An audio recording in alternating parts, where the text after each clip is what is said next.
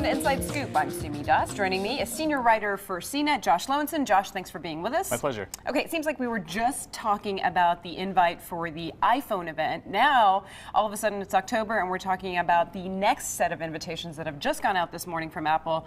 Describe what you got in your inbox this morning. Yeah, I mean, it's pretty much the same exact thing that happened last time. We had the iPhone in September, and now we have what's probably going to be the iPads in October. It's becoming a bit predictable, isn't it? Yeah, but it makes a lot of sense. I mean, this is right before the holidays. Right. They get to push out new products, and all the little kiddies get their tablet under the tree or Hanukkah bush or what have you, hopefully in time, you know? Okay, so describe the invitation for us. We always like to read between the lines. Yeah, so last time for the iPhone it was circles, which was kind of a hint about the home button. This time it just basically says we have a little bit more to cover, which is kind of an allusion to the smart cover, which covers the iPad, which is what we think. But it's basically just a series of the Apple leaf and the Apple logo just kind of floating around.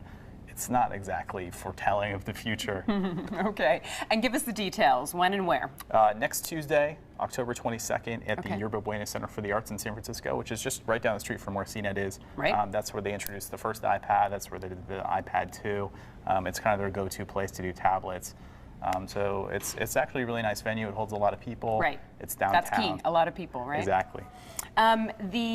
We have a lot to cover line in the invitation. So covers. This is maybe not the grand innovation that some people were hoping for, is it? No, and so the key thing to think about here, there's been a series of leaks for this new iPad.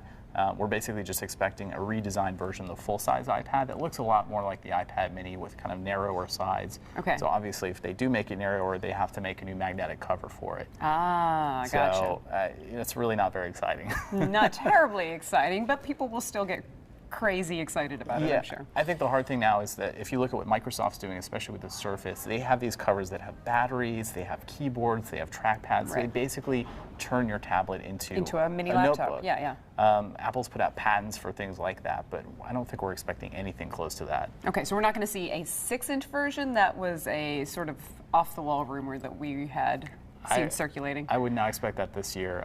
You know, there's already been a bunch of leaks, and I think the big kind of mystery and unknown is whether we get a Retina display iPad mini, so something with 4 times the amount of pixels as last year's model. All right. Well, that's something to look forward to, Yeah. I suppose. And you will be at the event, of course. Yeah, we'll be there in force. And you'll be live blogging? Live blogging. We're not sure if Apple's streaming it or not. That's usually not something we know till the day of. But yeah, we'll have pictures, live updates, all that stuff. So definitely tune in. Streaming or not, you can always come to CNET to find out what's happening. Josh, thanks so much. My pleasure. For Inside Scoop, I'm Simi Das. Thanks for watching.